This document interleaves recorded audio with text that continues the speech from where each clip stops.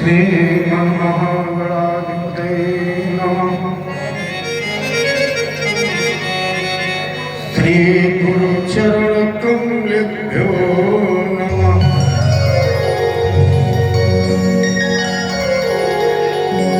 मातृपितृचरणकमलेभ्यो नमः। सर्वेभ्यो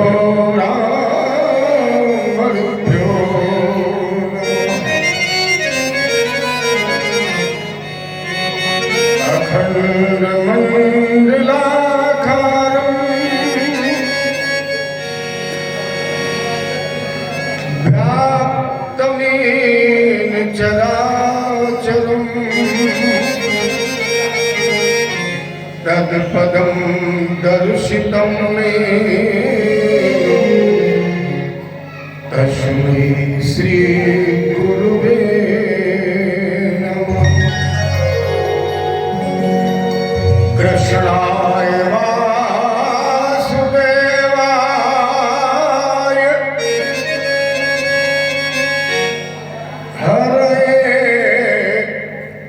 परमात्मने व्रतक्लेशनाशाय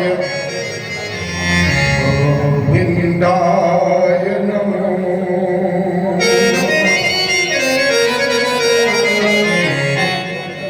व्रजे वसन्तं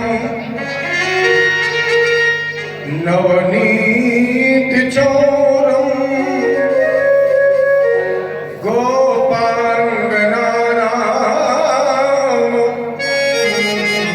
जगपूल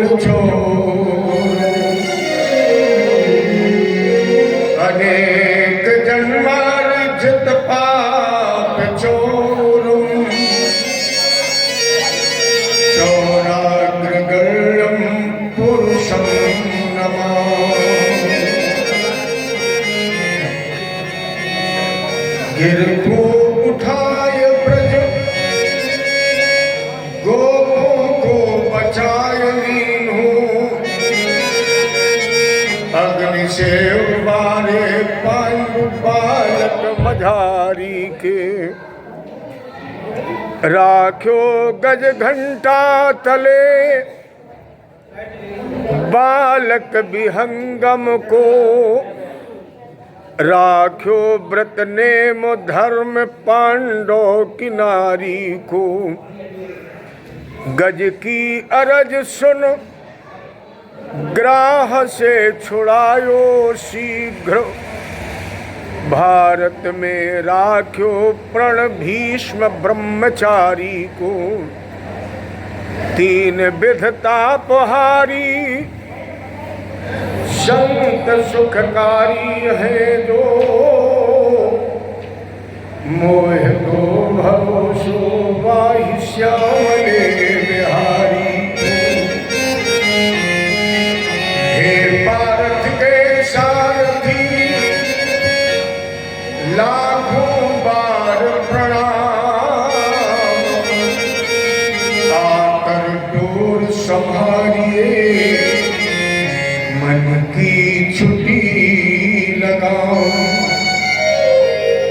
भगत भक्ति भगवंत गुरु चक्रनाम इनके पग बंधन किए नाशक विघ्न अनेक अतुलित बलधाम स्वर्ण शैलाम देहम प्रसादं ज्ञाननामग्रगण्यं सकल गुण निधानं वानराणां धीशं रघुपत प्रिय भक्तं वापजातं जय बोले गुरुदेव भगवान की जय हो। यज्ञ भगवान की भागवत भगवान की जय हो। कृष्ण भगवान की जय। रामचंद्र की जय। पति महादेव की जय। शक्ति देविया की जय। बजरंगबली की जय। श्री राम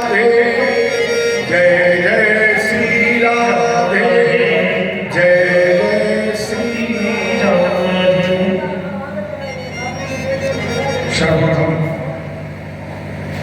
इस व्यासपीठ के माध्यम से गुरु गोविंद के श्री चरणों में कोटि शत प्रणाम नमन और उनसे करबद्ध प्रार्थना वो अपने ही स्थान से इस पंचभूत निर्मित तन में वाणी के रूप में प्रकट होकर भगवान की कथा गाए और सुने। इसके पश्चात स्थान देवता, ग्राम देवता, नगर क्षेत्र जहाँ तक हमारे परीक्षित जी के द्वारा उपस्थित जन समुदाय के साथ शोभा यात्रा पहुंची या जहाँ तक नहीं पहुंच पाई, हो सकता है कहीं आमंत्रण पहुंचा हो न पहुंचा हो, उन समस्त देवी देवताओं का इस व्यासपीठ से आमंत्रण आए वो यथोचित आसन ग्रहण करके ठाकुर जी की पावन पवित्र विमल अमर कथा सुने और उपस्थित जन समुदाय को आशीर्वाद देकर इस कार्यक्रम को सफलता की ऊंचाइयों तक पहुंचाएंगे। इसके पश्चात कार्यक्रम के आयोजक हमारे श्री दिनेश जी मिश्र, इनके माता पिता, इनके गुरु गोविंद, इनके पितरों, इनके पूर्वजों का आवाहन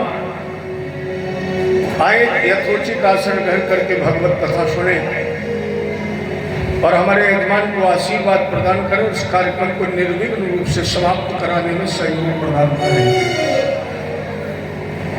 इसके पश्चात हमारे कार्यक्रम में उपस्थित परमरामा भगवती जगदम्बा अन्नपूर्णा के अंशावतंश माताओं बहनों, इनके माता पिता गुरु गोविंद, पितरों और पूर्वजों का आह्वान, जो हमारे सहयोगी हमारे साथी बैठे हुए हैं, प्रबुद्ध वर्ग के श्रोतावर, इनके माता पिता, इनके गुरु गोविंद, इनके पितरों और पूर्वजों का आह्वान, जो इस पावन प्रांगण में उपस्थित होकर भगवत कथा सुने और उपस्थित जन समुदाय को आशीर्वाद प्रदान करें। ऐसे कार्यक्रम बहुत सफलतम रूप से संपादित हो। जहां तक इस धन प्रसारण यंत्र के माध्यम से आवाज पहुंच रही है, वहां तक के हम समस्त भागवत भक्तों का सादर आह्वान करते हैं, उन्हें आमंत्रण करते हैं कि वह अवश्य इस पावन पवित्र प्रांगण में उपस्थित होकर के भगवत कथा सुने। इसके पश्चात हमारे परम सहयोगी श्री छोटे लाल जी मिश्र, जिनके अथक परिश्रम से हमारा और हमारे आयोजक श्री दिनेश जी मिश्र का समागम हुआ, ये सबसे पहले उन्हें बहुत बहुत बधाई, बहुत बहुत धन्यवाद।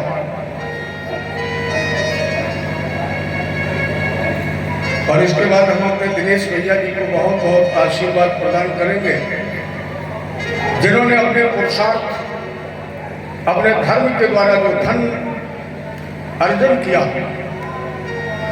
और वो धन उन्होंने जब ठाकुर जी के श्री चरणों में समर्पित कर दिया, तो हमारे बिहारी जी ने प्रसन्न होकर के उन्हें बदले में एक अमर फल दे दिया, जिस फल का नाम इदम भागवतम नाम, जिस फल का नाम है भागवत जी की कथा। निदम कल्पतरोर गलतम फलम, ये वेद व्यास जी ने ही लिखा है कि ये फल है। तो जो आपने धनोपार्जन किया और गोविंद जी के श्री चरणों में रखा, प्रसाद स्वरूप उन्होंने क्या दिया? भागवत रूपी अमर फल। तो क्यों ना वहीं से शुरुआत की जाए और ठाकुर जी से निवेदन किया जाए, उनसे कहा जाए, चाहते हम ये कि हमारे साथ आप लोग भी कहें, ठाकुर जी से निवेदन करें, मुझे तूने मालिक बहुत कुछ दिया है, ये सब उसी का तो दिया हुआ है। मुझे तूने मालिक बहुत कुछ दिया है, तेरा शुक्रिया है, तेरा शुक्रिया है।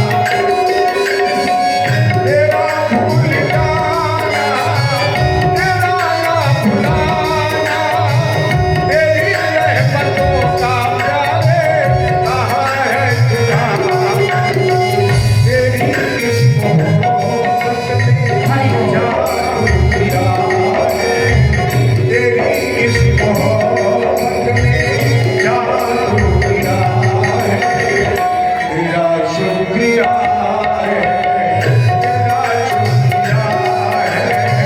मुझे तुमने कमाल की बहुत दुनिया है, मुझे तुमने कमाल की बहुत दुनिया है। तेरा शुक्रिया है, तेरा शुक्रिया है, तेरा शुक्रिया है।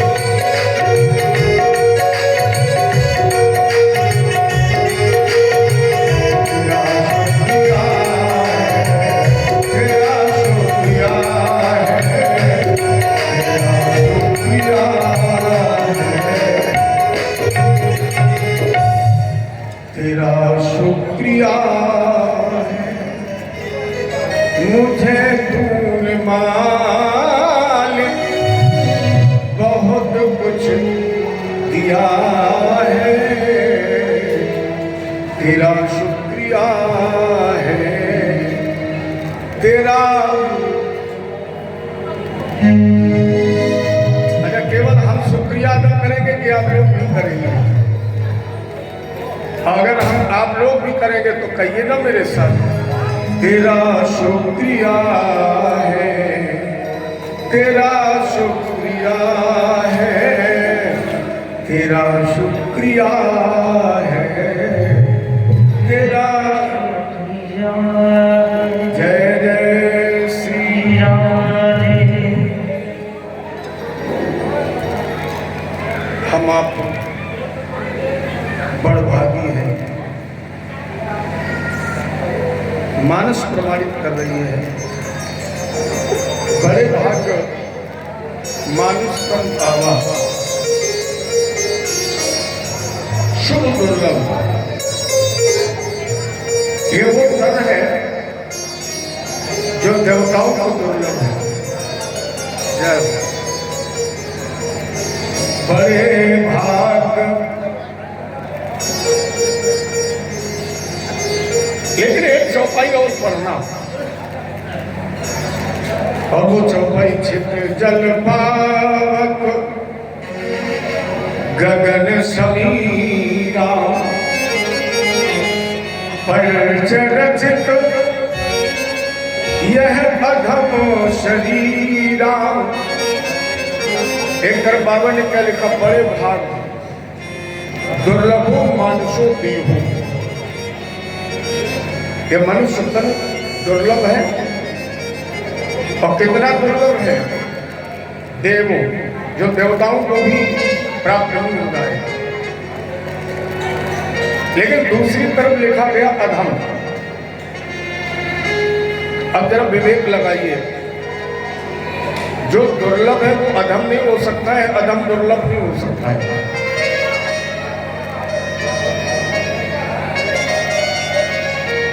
अच्छा, पहले अधम की चर्चा की है।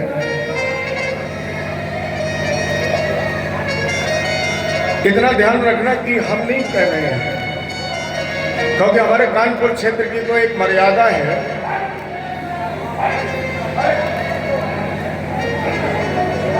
हम लोगों में चर्चा होती है कि जब कहीं प्रथम बार मिलन हो तो मिलने वाले को पहले मीठा खिलाना चाहिए, मीठा बोलना चाहिए। क्यों? बोले मीठा खाओगे, मीठा बोलोगे तो रिश्ता मीठा रहेगा। और लगभग मैं जितनी बार बरथना आया, मैंने हर बार इस परंपरा का निर्वहन किया। पहले दिन मैं मीठा ही बोला, जिससे कि रिश्ता अभी तक बना रहा और उम्मीद है भविष्य में बना भी रहेगा। लेकिन पहला दिन मीठा, कड़वा फिर कल से बोला जाएगा। तो पहले अधम की चर्चा की जाए। हितोपदेश पुस्तक में चाणक्य जी ने एक श्लोक लिखा है, आहार निद्रा भय मैथुनं श्यामानि चैतान्यनृणां पशूनां ज्ञानेन्द्रियाणामधिको विशेषो ज्ञानेन हीनं पशुभिः समानम्। शरीर मनुष्य का मिला, लेकिन आहार निद्रा जिए वो केवल भोजन करने के लिए, इसके बाद सोने के लिए। संसार के भय, विषय और भोगों के लिए सत्संग नहीं किया, ज्ञानार्जन नहीं किया, वो मनुष्य मनुष्य नहीं है। क्या है? आप लोग स्वयं समझदार हैं। इस श्लोक को थोड़ा सरल करिए। जिन लोगों को श्लोक याद हो जरा वो मेरे साथ गाएं। कभी अगर आप लोग जूनियर हाई स्कूल में पढ़ने गए होंगे तो निश्चित एक श्लोक आपको याद होगा, ईशान विद्या। जरा गाइए जिनको याद है। बहन जी गाइए मेरे साथ, जो हम श्लोक गवा रहे हैं ये घर की बातें घर में गा लेंगे। ईशान न विद्या तपो न दानम ज्ञानम न शीलम गुणो न धर्मम् ते मृत्युलोकेषु भुवभारभूता मनुष्य रूपेण मृगाश्चरन्ति। जिन लोगों ने इस श्लोक को मेरे साथ गाया है उन्हें अर्थ भी मालूम है, और हम चाहेंगे जिनको अर्थ मालूम है, अगर यहाँ कोई ऐसा बैठा है उसे अर्थ नहीं मालूम है तो आप बता देना उसे। अच्छा और सरल कर लो इसे। कूकर सूकर करत है खान पान रस भोग, तुलसी प्रथा न खोइए यह तन भजने योग। ये शरीर भजन करने के योग है, और अगर आपने भजन न किया तो देखिए, ये ध्यान रखना, मैं नहीं कह रहा हूं, मैं तो कल से कहूंगा। आज बाबा गोस्वामी जी कह रहे हैं कि अगर आपने भजन न किया तो नीचे वाली लाइन फिर ऊपर कर देना, ऊपर वाली नीचे कर लेना, केवल इतना ही करना है। अगर भजन न किया तो कूकर सूकर करत है खान पान रस भोग, तुलसी प्रथा न खोइए यह तन भजने। ये शरीर भजन करने के योग है, और अगर भजन न किया तो फिर ये अधम की परिभाषा है। तो अब बड़े भाग्य किसके हैं? बाबा ने ही प्रमाण दे दिया, अरे सोई पावन सोई सुभग शरीरा, सोई पावन सुभग शरीरा, सोई पावन सोई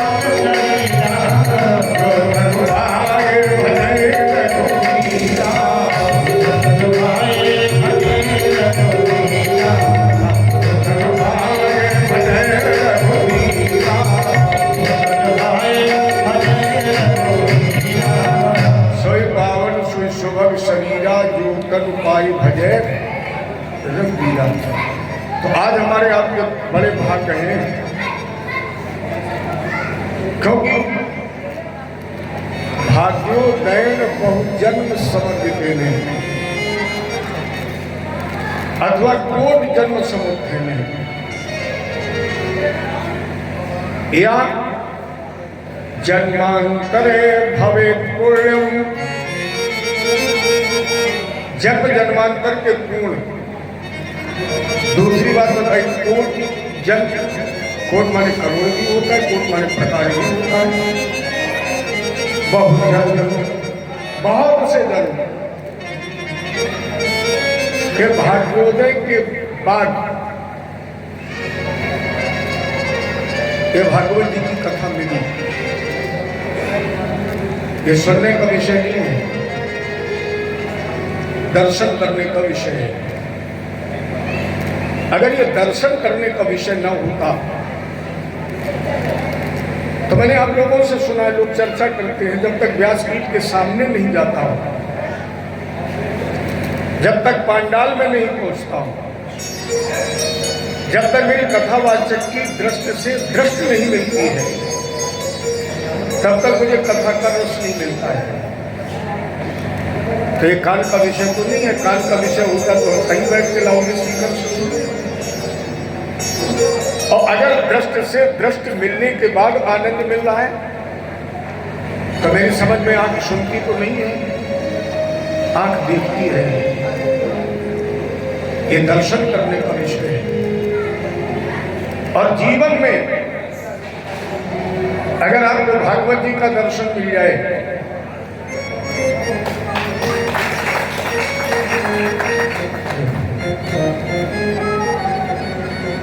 या द्वारका धाम की परिक्रमा करने का गौरव मिल जाए,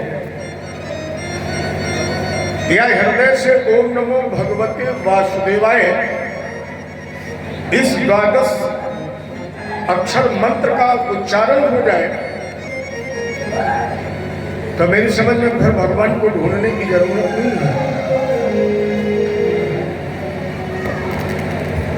तो जब बहुत जन्मों का पूर्ण उदय हुआ तब भागवत जी की कथा मिली।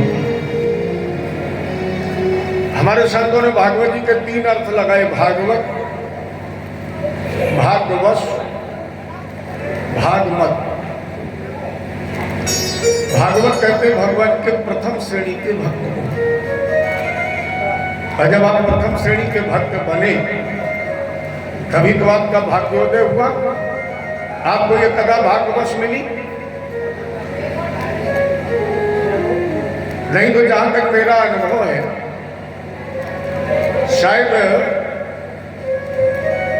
7 वर्ष पहले मिश्रा जी ने ये सोचा भी नहीं होगा कि मुझे भागवत करानी है। नहीं सोचा होगा, कभी चर्चा नहीं की होगी। लेकिन जब भाग्य का उदय हुआ, इसलिए मैं कह रहा हूं भाग्यवश, ये कथा आपको भाग्यवश मिली। और जब भाग्यवश मिली तो फिर भाग मत, फिर भागिए नहीं। अब शरीर 3 प्रकार का है, स्थूल, कारण और सूक्ष्म। स्थूल शरीर ये है जिससे हम संसार के कर्म संपादित करते हैं। इसके बाद दूसरा शरीर है सूक्ष्म, जैसे कुछ लोग जीवात्मा भी कहते हैं। दोनों के मध्य में तीसरा शरीर है कारण, जो निराकार का प्रतीक है, जो इन दोनों शरीरों के अलग होने के बावजूद भी अलग नहीं होने दे रहा है, जोड़ रहा है। क्योंकि ये स्थूल और सूक्ष्म दोनों अलग हैं और ये हमारी आपकी भाषा से ही परिलक्षित होता है। कोई ये कहता है कि शरीर मैं हूं, क्या कहता है? शरीर मेरा है। वैसे तो कहते हो जैसे लोग कहते हैं मकान मेरा है। मकान तुम तो नहीं हो, कोई मकान है? पूछा जाएगा ये मकान किसका है, लोग कहेंगे मेरा है। इसके मतलब मेरा कहने वाला अलग है।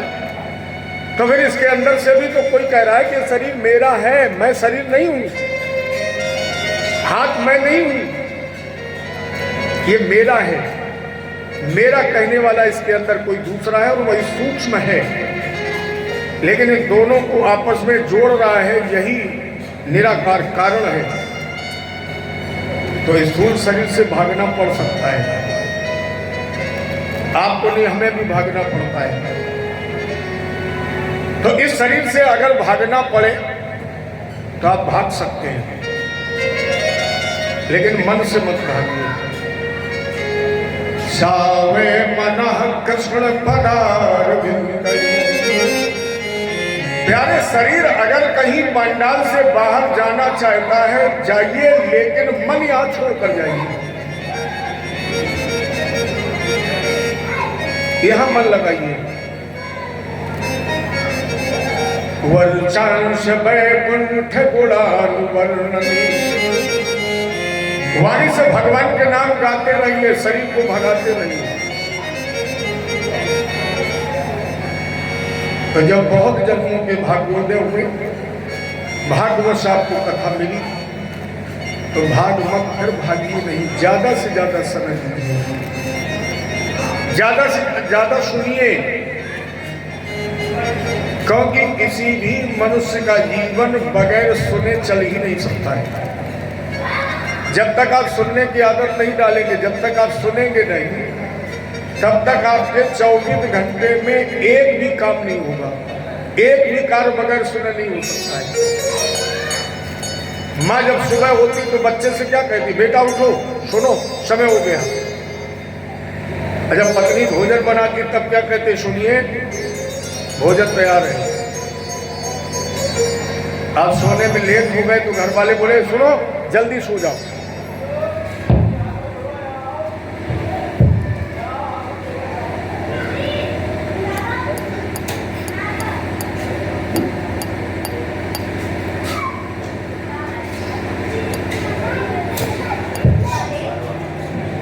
और बहुत दूर मत जाइए। जब आप किसी से मोबाइल पर बात करने के नंबर डायल करते हैं और कॉल रिसीव होती है, तो सबसे पहले कौन सी आवाज आती है? क्या बोलते हैं आप लोग मोबाइल में? हेलो।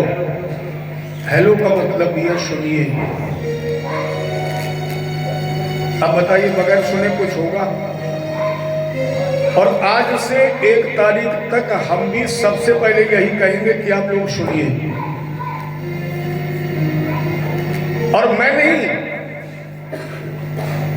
जिसमें प्रहलाद ने अपने पिता हिरण्यकश्यप के सामने नवधा भक्ति का उपदेश किया, तो प्रहलाद ने भी कहा, पिताजी श्रवणम कीर्तनम विष्णु। पहला कौन सा बात आया? श्रवणम, सुनो। राम जी ने शिवरी को नवधा भक्ति का उपदेश दिया। राम जी ने कहा, माता जी प्रथम भगति संतन कर संगम। और सत्संग में क्या मिलता है? सुनना। मेरे समझ में भगवान ने इसीलिए 1 मुंह दिया, 2 कान दिए। क्यों? भगवान बोले जितना बोलो उससे दूना सुनो। इसलिए आजकल के आचार्यों ने कथा को 4 घंटे कर दिया। माने 4 घंटे हम तुम्हारी सुने, फिर 8 घंटे तुम हमें अपनी सुनाओ। पूरे हो गए 12 घंटे। तो हम लोगों का भी विधान बन गया है कि अब हमारी जितनी सुनो उससे दूनी हमें सुनाओ। और इतना नहीं, जब गोपियों ने भगवान को ढूंढने के लिए श्लोक गाए हैं 19, तो गोपियों ने भी गाए श्रवण मंगलम। श्रवण, आपके चरित्रों का अगर श्रवण किया जाए तो क्या होता है? तप्त जीवनम, कितना भी त्रस्त जीवन क्यों न हो, कितना व्यथित क्यों न हो, अगर प्रभु के चरित्रों को सुना जाए तो शांति प्राप्त होती ही है। इसलिए ज्यादा से ज्यादा सुनो। शरीर भाग रहा है, भागने दो। मन भगवान के श्री चरणों में लगाए रखिए। तो हम आप बड़भागी हैं। वो भाग में प्रतिमुख भगवान की कथा में आपको श्रवण करने का गौरव मिला, जिसमें 12 स्कंद है। अब यहां ध्यान देने की बात है, अपनी जो सनातन परंपरा है, जो हिंदू संस्कृति है, जो वैदिक मान्यता है, उसके अनुसार जितने भी शुभ कार्य होते, जितने भी धार्मिक अनुष्ठान होते हैं, वो हमेशा विषम संख्या में होते हैं, 5 में, 7 में, 9 में, 11 में। द्वारका का निर्माण भगवान ने किया। इति समंत्र भगवान दुर्गा द्वादश योजनम अंतः समुद्रे नगरे कृतस्नाद्भुतम चीकरत। भगवान कृष्ण ने जरासंध के सामने 18वीं बार युद्ध मैदान छोड़ा, द्वारका में निवास किया। और द्वारका का निर्माण कितने क्षेत्र में हुआ? दुर्गा द्वादश योजनम, 12 योजन माने 12 में हुआ। और भगवान वासुदेव जी का मंत्र आप सभी लोग जानते हैं, कितने अक्षर हैं? चलिए इस मंत्र को 2-4 बार गा लीजिए। कहोगे हमारे सुखदेव जी महाराज का मत है, इस कथा को वो सुनने का अधिकारी नहीं जिसने गुरु न किया हो। राजेंद्र, इस कथा को वो सुनने का अधिकारी नहीं है जिसने गुरु न किया हो। परीक्षित जी ने कहा गुरु जी बिल्कुल ठीक, लेकिन एक निवेदन है आपसे, कई कथा हो रही हो और व्यक्ति को ज्ञान ना हो गुरु की गुरुता का, गुरु की गरिमा का, अब वो पंडाल में पहुंच जाए तो क्या भगवान की कथा न सुने? क्या वहां से उठकर चला जाए? सुखदेव जी ने कहा नहीं, उसके लिए हम एक नियम दे रहे हैं, एक फार्मूला दे रहे हैं। क्या? बोले अगर आपने गुरु न किया हो और आप पंडाल में पहुंच जाएं, आसन पर बैठ जाएं और 12 बार कम से कम इस मंत्र का उच्चारण कर लें, तो जब तक आप किसी गुरु की शरण में नहीं जाएगा, चूंकि हम सब वैष्णव हैं, तब तक ये मंत्र हमारा गुरु रहेगा। वही मंत्र चलिए 2-4 बार गा लें। ओम नमो भगवते वासुदेवा, ओम नमो भगवते वासुदेवाय, ओम नमो भगवते वासुदेवाय, ओम नमो भगवते वासुदेवाय, ओम नमो भगवते वासुदेवाय, वासुदेवाय नंदनंदनाय, वासुदेवाय नंदनंदनाय, वासुदेवाय नंदनंदनाय, वासुदेवाय नंदनंदनाय, ओम नमो भगवते वासुदेवाय, ओम नमो भगवते ओम नमो भगवते वासुदेवाय, ओम नमो भगवते वासुदेवाय नंदनंदनाय, वासुदेवाय नंदनंदनाय, वासुदेवाय नंदनंदनाय, ओम नमो भगवते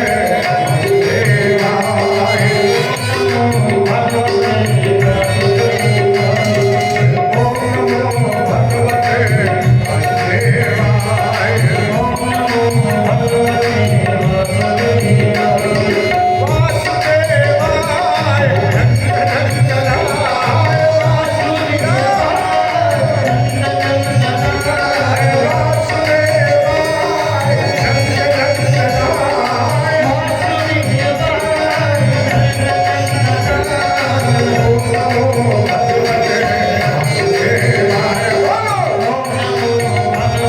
वासुदेवाय।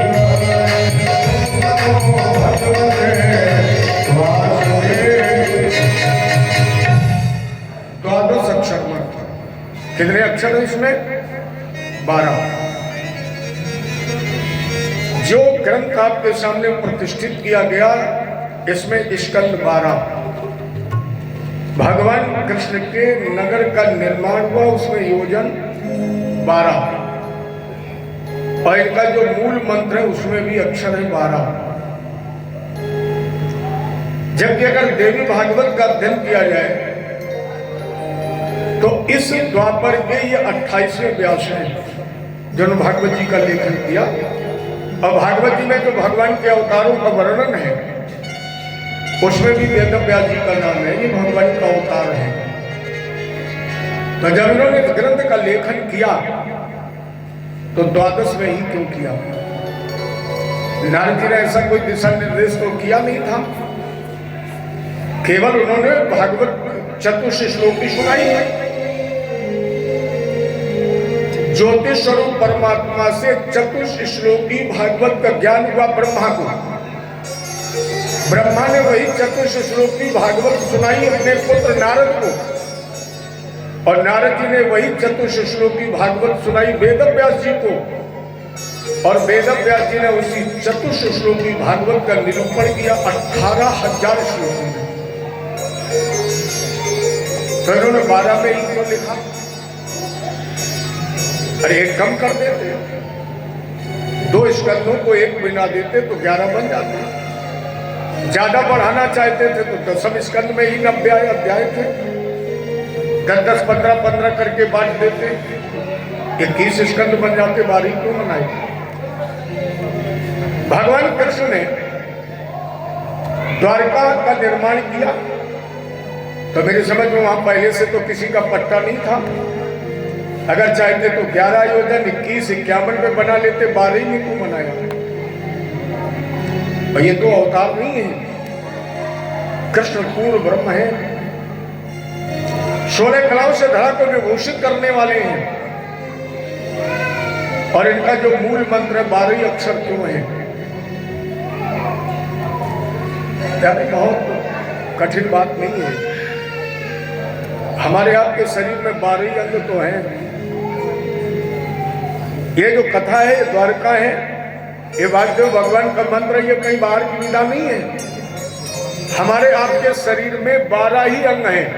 जरा गिन के देख लीजिए, 5 कर्मेंद्री, 5 ज्ञानेंद्री, 1 मन, 1 बुद्धि। कितने हो गए? अच्छा, इनको अलग कर दो, फिर बताओ शरीर में क्या बचेगा। 5 कर्मेंद्री अलग कर दो, 5 ज्ञानेंद्री अलग कर दो, 1 मन, 1 बुद्धि, क्या बचेगा? अर्थात जब हमारे प्यारे प्रभु इस धराधाम पर साकार रूप में आए तो उनके जो 12 अंग थे, यही भागवत जी के 12 स्कंद हैं, प्यारी यही द्वारका के 12 योजन हैं, और यही भगवान के वासुदेव मंत्र के 12 अक्षर हैं। इसलिए मैंने प्रथम निवेदन किया कि अगर 3 में से आपको 1 भी मिल जाए तो फिर भगवान को ढूंढने की आवश्यकता नहीं है। इसके मतलब उसका तुम्हें दर्शन हो गया। कहां ढूंढोगे? कोई मिलने की जगह है? अगर मिलना है तो एक सबसे सुंदर और सरल उपाय है। कहां बसता है वो? एक वृंदावन के रसिक ने ही लिखा है, छल छोड़ के जो भजता छलिया, छलिया भी उसे ही भजा करता है। वो उन नैनों में रहा करता, कहाँ रहता है? जिन नैनों से नीर बहा करता है। जिन दिन भागवत रामायण की कथा सुनते सुनते अश्रुबिंदु बहने लगे, आप भगवान पर जल चढ़ाएं और आंसू आ जाएं। आप रामायण पढ़ें, आंसू छलक जाएं, समझो तुम्हारी अंतरात्मा में भगवान का प्राकट हो गया। तो उसी भागवत जी का प्रथम श्लोक अगर आपको याद है, ज्यादातर लोगों को याद है, वो गाएं। सच्चिदानंद रूपा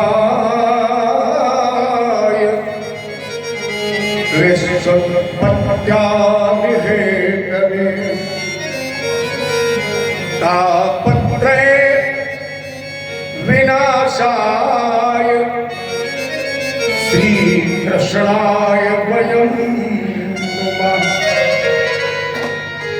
सच्चिदानंद,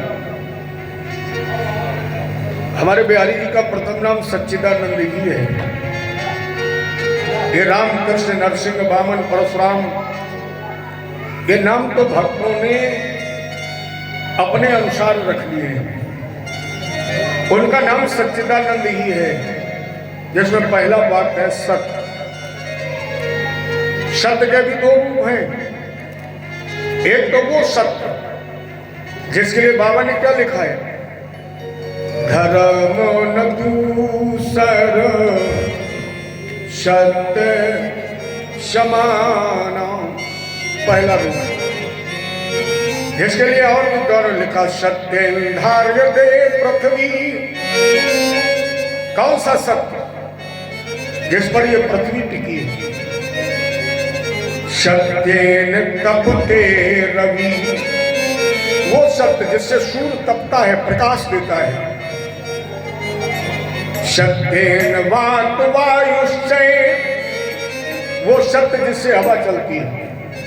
या सर्वे सत्यम प्रतिष्ठितम, जहां तक आपकी दृष्टि पहुंच रही है, जो भी दृष्टिगोचर हो रहा है, ये सब सत्य की धुरी पर टिका हुआ है। पहला उसका वही नाम है सत्य। सत माने निचोड़ भी होता है, सत माने निचोड़ भी होता है। जो संपूर्ण ब्रह्मांड का निचोड़ है, जो संपूर्ण ब्रह्मांड का सत्य है, उसी का नाम सच्चिदानंद। जिसमें भगवान कृष्ण का प्राकट्य होता है ना, और ब्रह्मांडिक देवता भगवान का आह्वान करते हैं भारत की पवित्र भूमि पर, तो ये नहीं कहते राम जी तुम आ जाओ, ये नहीं कहा कि शंकर जी आ जाओ, फिर क्या कहा? 9 बात, सत्यव्रतम सत्य परम त्रिसत्यम, सत्यस्य योनिं निहितं च सत्ये, सत्यस्य सत्यामृत सत्यनेत्रम, सत्यात्मकं त्वां शरणं प्रपन्नम। प्रभु आपकी प्रतिष्ठा का श्रेष्ठ साधन सत्य है। आप पारमार्थिक सत्य, पूर्णता सत्य है, आप आदि मध्य अंत में सत्य है, अर्थात उसका प्रथम नाम सत्य,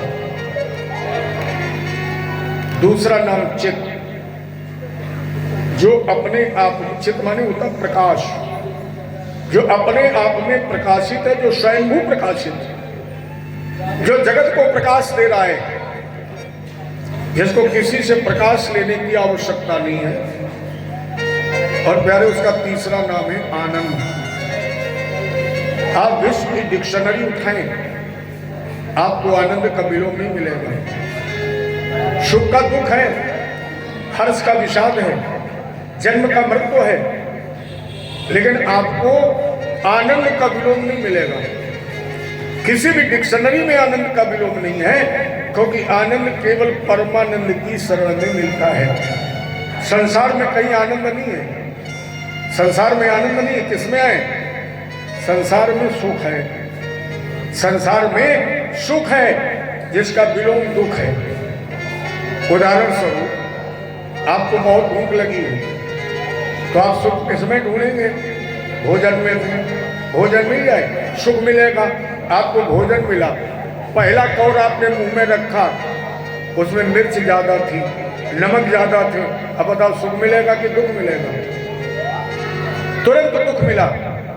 और अगर आनंद लेना है तो वही अधिक मिर्च का प्रसाद भगवान को चढ़ा के खाइए,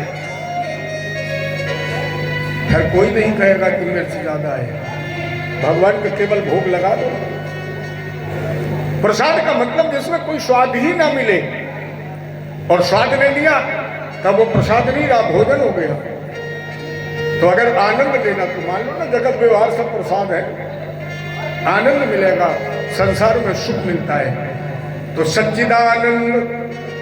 अच्छा मेरी बात मत मानिए, आपने कम से कम 4-6 बार मेरी वाणी से, यह बरथना तो एक ऐसा कस्बा है, ऐसी तहसील है, इटावा जिले का ऐसा ये क्षेत्र है कि जिसमें शायद 2-4 कथाएं रोज होती रहती हैं। आज भी अगर आप बरतना में घूमें तो कम से कम 2-4 जगह भागवत हो रही होगी, आपने बहुत जगह सुनी होगी। जब कृष्ण जन्मोत्सव होता है तो आप लोग क्या गाते हैं? हम लोग भी गाते हैं, नंद के आनंद भयो। कोई कहता है कि नंद के कृष्ण गाए, दशरथ जी के राम हुआ, कोई कहता है, क्या कहते हो? नंद के आनंद भयो, आनंद का जन्म हुआ, भक्तों ने कहा जय कन्हैया। जन्म तो आनंद का हुआ, लेकिन जब भक्त को आनंद मिला तो उसने कहा इसका नाम रख दिया जाए कृष्ण। लेकिन नाम कृष्ण बाद में पड़ा है, पहले उसका नाम आनंद ही है। इसलिए सत्य चित आनंद तब बना सच्चिदानंद, प्रथम नाम। अभी हमने आपको बताया नाम में वाक्य कितने हैं? 3। सत्य चित आनंद, 3 वाक्य से ही तो एक बना है। और जब 3 वाक्य थे तो उसने तीनों को संचालित करने के लिए 3 कार्य किए। श्लोक ही कह रहा है 3 कार्य किए। कौन? विश्वोत्पत्त्यादि हेतवे, 3 कार्य किए। विश्व की उत्पत्ति माने निर्माण, पालन, भरण पोषण, और इसके बाद उपसंहार। और इन 3 कार्यों को संपादित करने के लिए साकार उसने 3 स्वरूप बनाए। देखिए एक बात ध्यान रखना, वेदांत ये कहता है कि उसका न कोई रंग है, न रूप, न साज, न श्रृंगार, न कोई आवाज, न उसकी कोई पहचान। ये वेदांत कहता है। फिर लोगों का वो है कैसा? साधकों ने कहा तुम जैसा चाहते हो वो ऐसा ही है। तुम जैसा बनाना चाहो वो ऐसा बन जाता है। जैसे चोर बनाता, उससे कहो तुम चोरी क्यों करते? बोले कन्हैया चोरी करते थे, बन गया ना वो चोर। जो विषय और भोगी है उनसे पूछो, भगवान उनके लिए भोगी भी है। अरे बोले वो 16,108 कर सकते हैं, हम 8 भी नहीं कर सकते। कामी है भगवान, उनके लिए कामी भी बनते हैं। क्रोधी है, उनके लिए क्रोधी भी बनते हैं। तो कैसे? बोले जैसा तुम्हें अच्छा लगे वो वैसा ही बनता है, जैसा तुम्हें अच्छा लग जाए। तो उन्हें साकार 3 रूप बनाए, ब्रह्मा, विष्णु और महेश। 3 प्रकार की माया, माया, योग माया, महामाया। माया के द्वारा ब्रह्मा ने रचना की, योग माया के द्वारा भगवान विष्णु ने पालन किया, और महामाया के द्वारा भगवान शंकर ने उपसंहार। और इतना नहीं, जब नाम में 3 वाक्य हैं तो 3 कार्य उन्होंने और किए। तापत्रय विनाशाय, तापत्रय 3 प्रकार के जो ताप हैं इनका विनाश, दैहिक, दैविक, भौतिक, इन 3 तापों का विनाश करने वाले कौन? तब कहा है वेद व्यास जी ने श्री कृष्णाय, श्री कृष्ण। श्री लक्ष्मी भी है, श्री यशवी है, श्री तेज भी है, श्री का संबोधन राधा जी के लिए भी है। श्री एक वाक्य के अनेकों अर्थ होते हैं, लेकिन हमारे जितने भागवत वक्ता लोग हैं वो यहाँ पर एक ही अर्थ लगाते हैं। श्री माने रास राजेश्वरी महारानी राधा जी, अप्रकट, अप्रत्यक्ष, अपरोक्ष, प्रकट कहीं नहीं। तो श्री कृष्णाय ये विद्वानों ने अर्थ लगाया, श्री माने रास राजेश्वरी राधा जी, क्योंकि कृष्ण जी का अस्तित्व बगैर राधा के। और जहां तक विद्वानों का दृष्टिकोण है, राधा जी कहाँ है? जहां वृंदावन है। वृंदावन तुलसी, वन माने समूह, जहां पर तुलसी के समूह हैं। या वृंदा का हम यहाँ अर्थ लगा सकते हैं भक्ति। जहां भक्ति है वह रास राजेश्वरी महारानी राधा जी के चरण है, और जहां पर रास राजेश्वरी महारानी राधा जी के चरण है वही तो मेरे कन्हैया है। क्योंकि ऐसा मत, राधा तू बड़भागनी, कौन तपस्या कीन, 3 लोक तारन तरन सो तेरे, राधा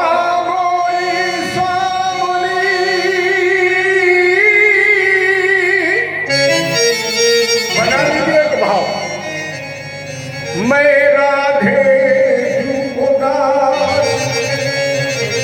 ये जन्म जन्म मोहि दीजियो श्री वृंदावन, मानुष हूँ तो वही रस खान बसो ब्रज गोकुल गाँव की ग्वाल।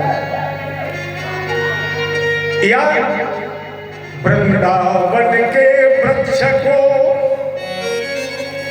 मरम न जाने कोई, जहाँ डाल डाल और पात पात से श्री राधे राधे जय जय श्री। अच्छा, इसमें भी रहस्य है। 2 बार राम राम कह दीजिए 108 हो गया, सीता राम कह दीजिए 108 हो गया, उमा शंकर कह दीजिए 108 हो गया, राधे राधे कह दीजिए 108 हो गया, राधिका कृष्ण कह दीजिए 108 हो गया। और 108 की बनती है पूरी माला। माने अगर हमने एक बार भी उच्चारण किया तो ना चाहते हुए भी भगवान के नाम की पूरी एक माला मंत्र हो जाता है। एक माला पूरी भजन हो गया। तो जहाँ डाल डाल और पात पात से राधे राधे हुई। अच्छा, आप लोग बड़ा एक प्यारा गीत गाते हैं। सुन बरसाने वाली, सुन बरसाने वाली, गुलाम तेरो बनवारी, सुन बरसाने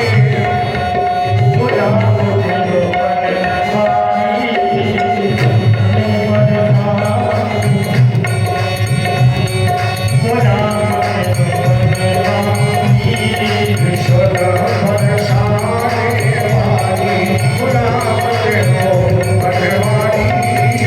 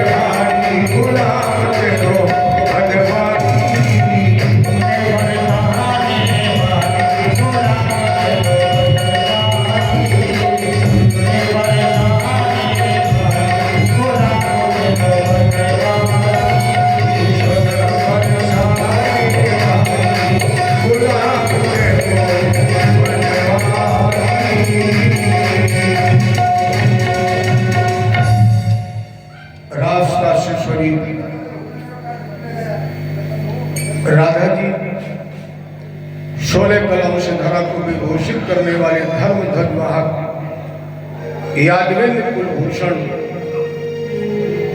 के चरणों में हम सभी प्रणाम करते, नमन करते, नमस्कार करते।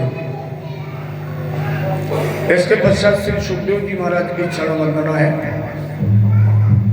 यम प्रव्रजंत मनपेत मपेत कृत्यम द्वैपायनो विनय खातर आज भाव पुत्रेत कन्मे तया कर्मो विने दुस्तम सर्वभूत हृदय मुन्मान तोष्मी।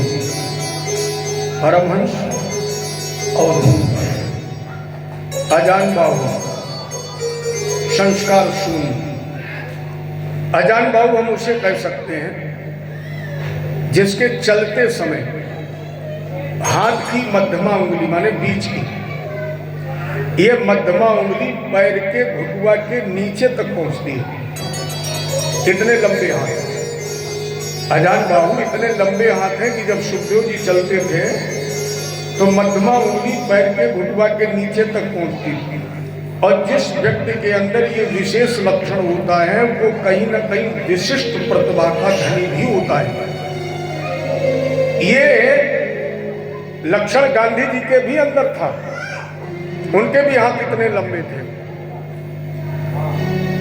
तो इस व्यक्तित्व को रखने वाले के अंदर कहीं ना कहीं विशिष्टता होती है। संस्कार शून्य, जिन्होंने मां के गर्भ को ही 12 वर्ष के लिए मंदिर बना लिया हो, जिन्होंने मां के गर्भ को ही तपोस्थली बना ली हो, जिन्होंने मां के गर्भ में बैठ करके ही 12 वर्ष तक तपस्या की हो, उसे किसी संस्कार की जरूरत है? संस्कार तो हमें आपको चाहिए, क्योंकि हमारा जन्म भी उल्टा होता है, हम जीवन भर उल्टा ही रहते हैं, उल्टा ही बोलते हैं। तो हमें आपको सीधा करने के लिए संस्कार चाहिए। उल्टा कैसे? अच्छा, पहले सर का जन्म होता है कि पैरों का? और जब सर नीचे हो गए पैर ऊपर होगा तो उल्टे हो गए कि सीधे? हम आप यहाँ बैठे हैं और सर नीचे कर दिया जाए पैर ऊपर कर दिए जाए तो उल्टे हो गए कि सीधे? उल्टे ही तो हो गए। लोग कहेंगे उल्टा टांग दिया। तो जब माँ के गर्भ में टंगे थे तो उल्टे ही तो टंगे थे और पैदा हुए उल्टा। और अगर पैर पहले प्रकट हो जाए तो बोल उल्टा पैदा हो गया, क्योंकि हम खुद उल्टा पैदा हुए तो हमें उल्टा ही दिखाई पड़ता है। एक दो उदाहरण दे दें। जैसे दरवाजे पर कार खड़ी है, लोग क्या कहते हैं? गाड़ी। ये गाड़ी है कि चली है? गाड़ी का मतलब होता है जो गाड़ दी जाए। वही तो कहते हैं लोग, फलानी चीज हमने वहां गाड़ दी है, या वो गढ़ी है, वो गाड़ी है। और कहते क्या? वो गाड़ी। तो वो गाड़ी तो है नहीं, तो चलती है। अच्छा, आप लोगों के घरों में देहात में या पहले शहरों में उखरी थी, अब तो सब गायब है। अच्छा, ईमानदारी से बताइए, उखरी है कि गढ़ी है? जो गढ़ी है उसे उखरी कह रहे हो, और जो उखरी है तो उल्टा पैदा हुए तो सब उल्टा ही देख रहे, उल्टा ही समझ रहे, उल्टा ही बोल रहे। तो संस्कार की तो उन्हें जरूरत है जो इस धराधाम पर उल्टा आए, उल्टा का चश्मा लगा है, सीधा समझ रहे। नहीं, लोग बर्थडे होती है, आज हमारी देवी जी की भी बर्थडे है, आज बसंत पंचमी को ही पैदा हुई, और ऐसी पैदा हुई तो भगवान की सेवा ही में लग गई। लोग कहते हैं, हम भी कहते हैं, आप भी कहते हो, मेरा बेटा 10 साल बड़ा हो गया। बिल्कुल उल्टा है। अब उल्टा पैदा हुए तो उल्टा ही तो बोल रहे। मान लीजिए आपके बच्चे की 100 साल उम्र है और उसमें उसकी आपने 10वीं वर्षगांठ मनाई, 11वें में प्रवेश कर गया, तब वो 10 साल छोटा हो गया कि 10 साल बड़ा हो गया? अरे भैया, 100 में 10 गए, 90 तो बचे। लेकिन हाँ, कितने प्रसन्न हैं? 2-4 हजार के तो गुब्बारा फोड़वा दिए। हमने कहा क्या हुआ? बोले मेरा बेटा 10 साल बड़ा हो गया। उल्टा बोल रहे हो ना। तो संस्कार की हमें आपको जरूरत है, उसे संस्कार की जरूरत नहीं है जितने माँ के गर्भ में ही तपस्या की हुई। इसलिए संस्कार शून्य, जिन्होंने अपने में अपने पिता को तन्मय कर लिया है, खुद पिता जिसने आशीर्वाद दिया कि जन्म के बाद भी तुम्हारे ऊपर सांसारिक माया का असर नहीं होगा, वही पिता सुखदेव जी के पीछे भाग खड़ा हुआ, पुत्र रुक जाओ, बेटा रुक जाओ, पुत्रे तन्मय दया या जन्मत ही जग दुख निरख नरा लपेटे अंग, अभाग चले सुखदेव जी लगे पिताजी संग, जन्मत ही जग दुख निरख, क्योंकि संसार तो दुखों का सागर है, सा माने वह ना माने नहीं, सार माने तत्व, जिसमें कोई तत्व नहीं है उसी को कहते हैं संसार, है इसमें कोई तत्व कुछ नहीं। एक बात और ध्यान रखना, ये जितनी भी धन दौलत जमीन मकान दुकान है, ये एक कागज पर ही तो लिखी है, मान लीजिए अगर उस कागज पर खसरा खतौनी पर एक लोटा पानी डाल दिया जाए तो नाम बचेगा, खत्म हो जाएगा ना डाटा। लेकिन परमात्मा ने एक डाटा ऐसा तैयार किया है जिसमें आपके नाम पर एक सुई की नोक के बराबर जमीन ना हो तो भी एक चारपाई भर आपको मिलेगी। ये बहुत ध्यान देने का विषय है। एक चारपाई भर जगह ही आपको मिलेगी, बाकी सब दूसरे की है। जहां तुम बैठे हो, जहां तुम बैठे हो, इसके लिए तुमने एक पैसा लगाया है, कागज में कहीं नाम है, और जब तक तुम यहां बैठे हो तब तक तुम्हारी जिम्मेदारी है। 3 मंजिल का मकान बनवा लोगे तो भी इतनी जगह मिलेगी, 10 मंजिल का मकान बनेगा तो भी इतनी जगह मिलेगी, और प्यारे यहां से चलकर जब मरघट पहुंचोगे तो भी इतनी जगह मिलेगी, इससे ज्यादा नहीं मिलेगी। बस इतनी है तुम्हारे नाम, तुम्हारे नहीं, इतनी मेरे भी नाम है। इतना बड़ा मंच बना है, जितने में बैठे हैं इतनी तो मेरी है, दूसरा चाहे तो बैठ जाए तो उसके नाम की खाली है। तो परमात्मा ने इतनी व्यवस्था कर रखी है, बाकी सारी व्यवस्था दूसरों के लिए है। और पैदा भी हम हुए हैं केवल मरने के लिए, जन्म ही हुआ है हमारा केवल शमशान घाट तक पहुंचने के लिए, और कोई दूसरा कार्य नहीं है। वहां तक पहुंचने के लिए ही तो हम दुनिया के कार्य करते हैं। कोई 10 साल में पहुंच जाता, कोई जन्मते ही पहुंच जाता, कोई 50 साल में, कोई 100 साल में, लेकिन पहुंचना वही है, ठिकाना केवल वही है। यहां से चलकर हमें वहां तक ही जाना है। और बता दो, क्षण भस्म के खाने वाले भी इसी घाट पर आए, नोट कर लेना ये बात। क्षण भस्म के खाने वाले भी इसी घाट पर आए, फुटपाथों पर भीख मांगने वाले भी इसी घाट पर आए, शीला बीन के जीने वाले। शीला जानते हो, पहले खेतों में जब गल्ला किसान काट लेता था तो लोग उसमें बीनते थे। शीला बीन के जीने वाले भी इसी घाट पर आए, और प्यारे बड़े बड़े राजे महाराजे भी इसी घाट पर आए। दूसरा एक पॉइंट और नोट कर लीजिए, बहुत किया परिश्रम हमने, खूब कमाई हीरे मोती, करुणेश भैया, बहुत किया परिश्रम हमने, खूब कमाई हीरे मोती, लेकिन अफसोस है यारो कफन में जेब नहीं होती।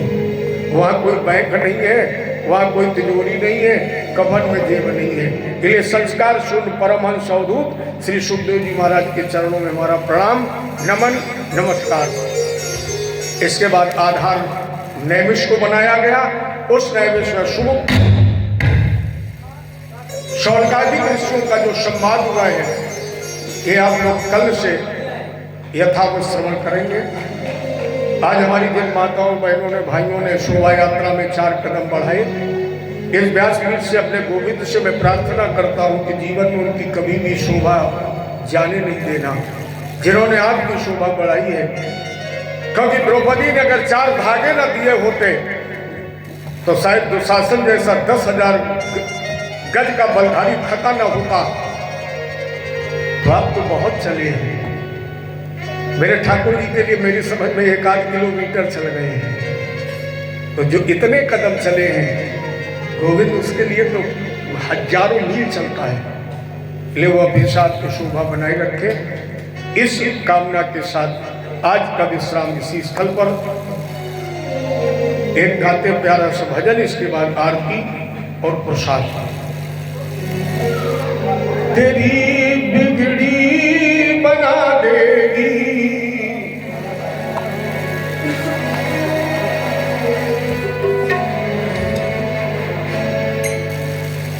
तेरी बिगड़ी बना देगी चरण रज राधा प्यारी की। तेरी बिगड़ी बना देगी चरण रज राधा प्यारी की। तेरी बिगड़ी बना देगी, तेरी बिगड़ी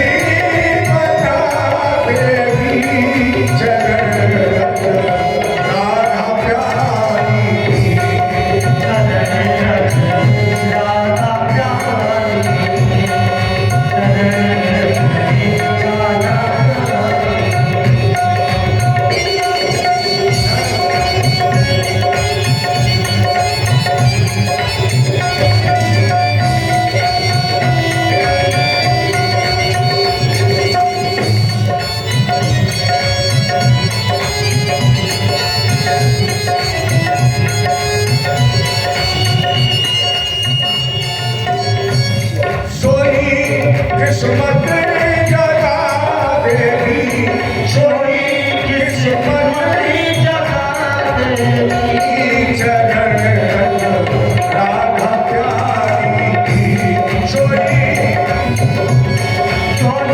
किस्मत